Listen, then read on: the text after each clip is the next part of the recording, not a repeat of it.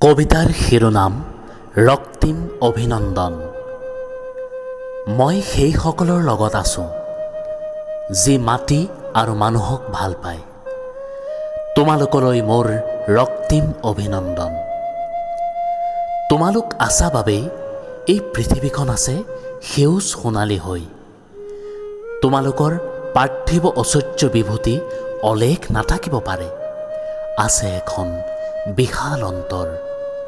তোমালোকে দুবেলা দুমুঠি খাবলৈ নাপাব পাৰা, কিন্তু তোমালোকে সৰ্বস্ব বিলাই দিব পাৰা দেশ, জাতি, মাটি, ভাষাৰ বাবে।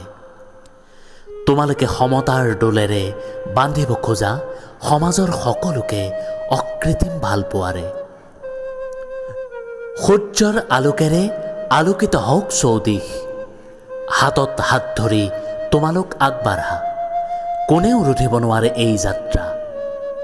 পথৰ কাষে কাষে সিঁচি যোৱা নতুন বীজ, বাগিচা সজাই তোলা ৰঙা গোলাপেৰে।